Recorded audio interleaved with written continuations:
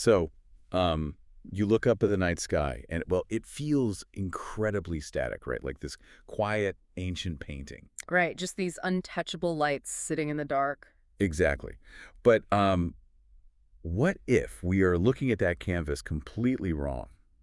What if we aren't staring at an empty, quiet void, but instead, A massive construction site. yes, a bustling cosmic construction site, and we simply, we just don't know how to spot the scaffolding? That is it's the ultimate perspective shift. We treat stars as these permanent celestial monuments, but to an advanced civilization, a star is really just a piece of hardware. Like a battery. Exactly. Yeah. It's raw material. And once you start viewing the universe through the lens of engineering rather than just, astronomy, the entire cosmos looks very, very different. Okay, let's unpack this. Today, our mission in this deep dive is to stretch your understanding of reality, human limits, and, frankly, our future among the stars. We are drawing from a really fascinating source today. Yeah, the excerpt from Time Traveler's Paradox. Right, specifically, episode 40, part 2, the Dyson sphere. And the text features these two figures, Maya and Nick, and they are grappling with a concept that sounds like, I don't know, wild late-night science fiction. But it's actually proposed as serious, rigorous science. Exactly. We're talking about what happens when a civilization simply outgrows the energy of its own planet and decides to build structure around an entire star. What's fascinating here is that this isn't just about giant space structures. It's an exploration of human evolution, the laws of physics, and how we actually search for intelligent life in the cosmos. So keep an open, questioning mind as we travel from the invention of fire all the way to, literally, bending space and time. It's quite a journey. It really is. So let's start at the absolute baseline, which is energy. To understand how a civilization could capture a star, we have to understand the driving force behind civilizational progress, right? Right, which is energy consumption. Yeah, and the source text highlights this historical progression. Like every major leap in human history, agriculture, industry, the digital age, was unlocked by an energy revolution. From burning wood to coal, oil splitting the atom. Right. And it's like a growing civilization is basically a teenager hitting a massive growth spurt. Oh, that's a good way to put it. Right. Like eventually you eat everything in the house, meaning the planet, and you just have to look outside for sustenance. But I mean, why wouldn't an advanced civilization just get incredibly efficient? Like, why the need to cage a sun? Well, it's a great question, but it runs into a wall known as Jevons paradox. Okay, what's that? So historically, making a technology more energy efficient doesn't actually decrease total energy use. It accelerates it. Wait, really? Because it gets cheaper. Exactly. It becomes cheaper and more widely used. But beyond that, you have to look at the thermodynamics of computation. Right, maintaining global digital infrastructure, running advanced AI, genetic manipulation, all of this relies on processing information. And processing information has a hard physical energy cost. Right, because of Landauer's principle. Yes, exactly. Erasing a single bit of information produces a minimum amount of heat. You literally cannot bypass the laws of thermodynamics. So if a civilization keeps growing, Its energy demands will scale exponentially. Earth gets about 174 petawatts of solar radiation.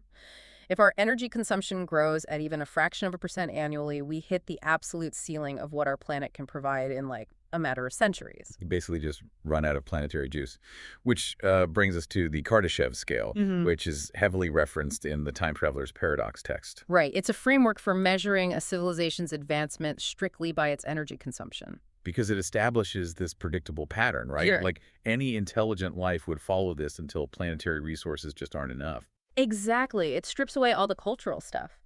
A Type I civilization harnesses all the energy of its home planet. And we are, what, not even a Type I yet? No, we're sitting at about a 0.7 right now. But a Type II civilization harnesses the total energy output of its local star. Okay, here's where it gets really interesting. The leap from Type I to Type II is where the Dyson sphere comes in. And Maya, in our source text, falls into this exact same trap that most people do. When we say building around a star, everyone pictures this giant, solid, rigid metal shell just encasing the sun. Which is completely mathematically broken. Right.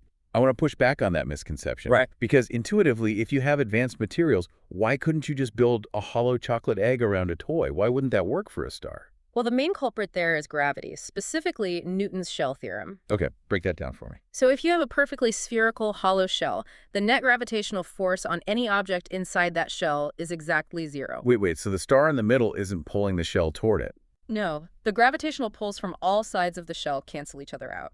The shell is technically in free fall, but it has no orbital velocity relative to the star. It's literally just hovering. Oh, wow. So there's no stabilizing force at all. None. Mm. If a massive solar flare erupts, or I don't know, a passing comet, gives the shell even a microscopic gravitational nudge. The sphere just drifts. It drifts, and without active, unimaginable thrusters correcting its position constantly, that drift compounds until a star simply tears right through the side of the shell. Oh, man. So it's less like a stable orbit and more like trying to balance a bowling ball on the tip of a needle. Precisely. And that's not even mentioning the tensile strength you'd need. There's no material in the universe, not carbon nanotubes, not graphene, that could withstand the sheer forces of a solid structure that large. It would rip itself to shreds. Which means Freeman Dyson, the physicist who proposed this whole thought experiment back in 1960, never actually suggested a solid shell. No, he didn't. The term Dyson sphere is kind of a misnomer. He envisioned a Dyson swarm. Right, a swarm. Okay, so think of it less like the hollow chocolate egg and more like a massive synchronized swarm of billions of bees orbiting a hive. Exactly. Millions or billions of independent habitats, satellites, and solar collectors in these complex interlocking orbits. Just capturing the light before it shoots out into the void. Right. And it solves the shell theorem problem because every individual collector is in its own stable orbit. But I should note, it represents an engineering project unimaginably larger than anything humanity has ever attempted. Because of the raw materials, right? Where do you even get enough stuff to build a swarm that dense? I assume you can't just mine some asteroids. Oh no, not even close. Right. You would likely need to dismantle an entire planet. Just unbuild a planet. Yeah. In our solar system, Mercury would be the prime candidate. It's deep in the sun's gravity well, and it's highly metallic. But hold on, how does a civilization even begin a project of that magnitude? Wouldn't that take millions of years? You'd think so, but no, it's all about exponential manufacturing. Okay, how does that work? You don't build a billion solar panels on Earth and launch them. You send one highly advanced automated factory to Mercury. Right. That factory mines material, builds a solar collector, launches it, and then builds a replica of itself. Oh, I see. So now you have two factories. Then 4, then 8, 16, and so on. Through the power of exponential growth, self-replicating machines could theoretically strip mine a small planet and construct a Dyson swarm in a matter of decades. Decades, not millions of years. Decades! The math is wild. That is terrifyingly efficient. Okay, so let me ask a pointed question on behalf of the listener. If this is serious science, and the laws of physics do not forbid this, and the universe is old enough for civilizations to have done this, where is the proof? That is the million-dollar question. Right. Like, instead of listening for alien radio DJs, why are we looking for space construction? Why haven't we seen a swarm? Well, that's exactly how our search for the cosmos is shifting. This links directly to the Fermi paradox and the thermodynamic reality of waste heat. Okay, waste heat. Let's get into the mechanics of that. So nothing uses energy perfectly. The second law of thermodynamics dictates that entropy always increases. Whenever you use energy to do work, some of it is inevitably lost as heat. So even a super advanced alien civilization can't have a perfectly efficient system. No one can cheat thermodynamics. Right, the energy has to exhaust somewhere. Exactly, into space. So the Dyson swarm absorbs the high-energy visible light from the star, uses it, and then radiates the waste energy outward as low-frequency infrared light. So to an astronomer on Earth, it wouldn't look like a normal star. It would look like a massive glowing beacon of infrared heat. Yes. If we connect this to the bigger picture, it shifts our search. We stop making assumptions about alien communication like radio waves and start looking for undeniable physical footprints. But space is super dusty, right? There are nebulas and protoplanetary disks that emit infrared heat. How do you tell the difference between natural dust and an alien megastructure? You look at the spectral signature. A Dyson swarm would likely emit a black-body radiation curve that peaks at roughly room temperature. Wait, so you're looking for something emitting the total energy of a star, but glowing at the temperature of a comfortable living room? Exactly. Which is wildly unnatural. Stars just don't do that. Have we found anything like that? The source text mentions Carl Sagan's principle, extraordinary claims require extraordinary evidence. Right. Have astronomers actually investigated unusual stars and thought, hey, this might be a swarm? Oh, absolutely. The most famous is Tabby's star. Oh, I remember that. Yeah, it exhibited these massive, irregular dips in brightness. Something huge was blocking the light, and for a brief moment, the megastructure hypothesis was genuinely investigated. But ordinary explanations prevailed, right? They did. The data eventually pointed to an uneven, incredibly dense cloud of space dust. Science advances by eliminating possibilities, keeping our curiosity honest. We haven't found a single confirmed footprint yet. Which honestly forces us to ask a really profound question. So what does this all mean? If these massive swarms are physically possible, but we don't see them, do civilizations actually survive long enough to build them? This raises an important question, yes. This is the concept of the Great Filter. Right, shifting the focus from astrophysics back to humanity. Because if a civilization takes millions of years to reach this stage, their biological, cultural, and ethical evolution is going to be tested. Heavily tested. The text has this poignant realization. Power without wisdom rarely lasts. Wow, yeah. Surviving for millions of years requires tremendous maturity. Technology scales exponentially, but sociological maturity does not. We're navigating that friction right now on Earth. We have the tech to alter our climate or split the atom, but we're still operating with the brains of tribal primates. Exactly.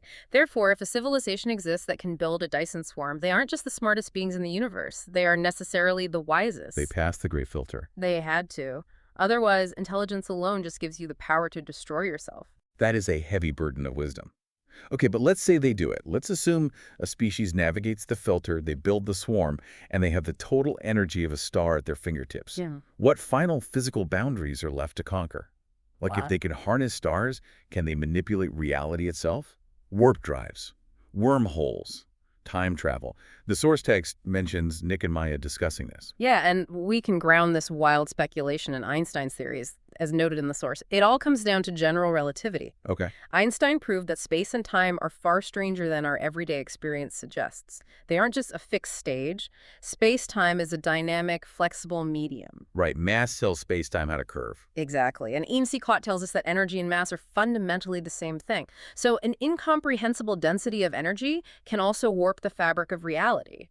Now, people always use that analogy of a bowling ball on a trampoline. I hate that analogy. It doesn't explain how you use energy to travel. Yeah, let's ditch the trampoline. Think of space-time as a densely woven fabric, like a tapestry. Normal travel is like trying to drag a needle across those tightly woven threads. There's resistance and a hard speed limit. The speed of light. Right. But with the energy of an entire star, you aren't dragging a needle. You have enough raw power to fundamentally alter the tapestry. You can physically bunch the threads up in front of you and stretch them out behind you. Oh, wow. So you compress the space ahead and expand the space behind, like the Alcubierre warp drive. Yes. You aren't moving through the fabric, you are moving the fabric itself. Space and time might not be the limits of existence, but merely the beginning. That is just awe-inspiring. So the universe is not only larger than we imagine, it may be stranger than we are capable of imagining. Absolutely. The dimensions we view as absolute cages, distance, and time might just be malleable engineering variables to them. Well, this has been an incredible journey. Just to synthesize this sweeping deep dive for everyone listening, we started with our ancestors burning wood, right? And followed the relentless math of the energy ladder to the theoretical harnessing of stars using self-replicating factories. Yeah. And finally, to bending reality itself. But the true value of these massive cosmic concepts isn't just dreaming about aliens. No. Science at its best uses these immense concepts to reflect on our own current path. It brings that immense cosmic scale back down to our daily reality. Which brings us to a final provocative thought to leave you with, building on the final question from the source material. Maya asks what footprint humanity is leaving right now. Right. Well, if the ultimate test for a civilization to survive and build a Dyson sphere is passing the Great Filter through ethical maturity, take a look at the literal waste heat humanity is currently producing. Our planetary warming and atmospheric footprint. Exactly. That is our current thermodynamic signature. So I want you to mull this over. Are we currently broadcasting the footprint of a species that is maturing toward the stars? Or are we broadcasting a warning sign of a civilization that hasn't yet found the wisdom to survive its own power? It's a sobering thought. We are the ones currently taking the test. We really are. So keep questioning the world around you, challenge what you think you know, and keep looking up. Thanks for joining us on this deep dive.